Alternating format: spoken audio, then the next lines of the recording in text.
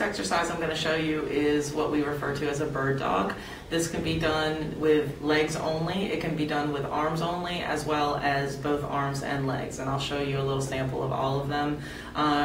Use caution when getting started. I would isolate arms and then legs and then add the both of them in together instead of jumping right into both of them. Again, with this, as well as every other exercise for the hip, we're trying to look to maintain neutral spine, no movement through the spine in any of the movements that we can get the hips and the shoulders to be creating the movement. So for the bird dog, you're going to get in a quadruped position, which looks like you're on hands and knees. When you're on your hands and knees, a few things to think about. You do not want to be arched up and pushing away from your table or floor. You can do this on. You want to keep your shoulder blades in a flat position. Your head is elongating away from your butt bone, and your abs are engaged. You don't want to have a sway back here, and you also don't want to be arched up like a cat. So again, sometimes in the beginning it's nice to do it in front of a mirror so you can check yourself and make sure that you are in correct position.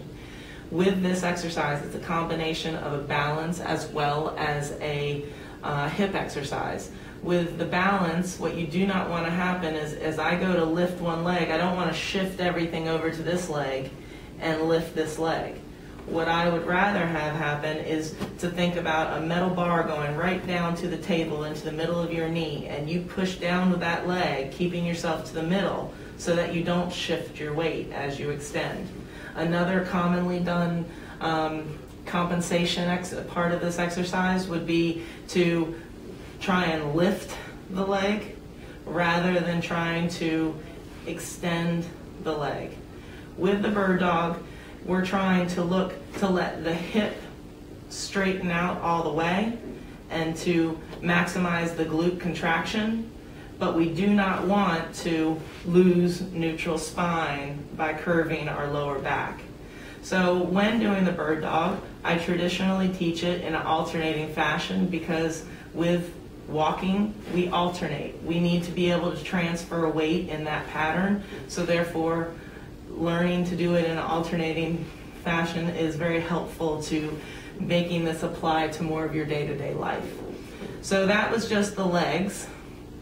When doing the arms, you want to again keep everything in a neutral posture and reach the arms up forward as opposed to trying to lift and creating any upward action. I'm just trying to keep the shoulder blade down and elongate through the spine to make all the movement happen through the shoulder.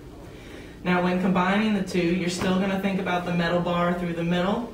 You're going to still really keep the spinal cores engaged through the abdominals, the thoracic, as well as the cervical spine.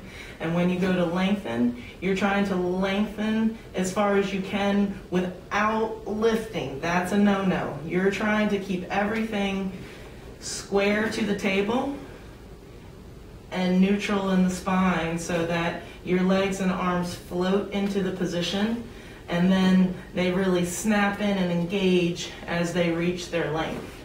And you notice that there's no side-to-side wobble during this exercise.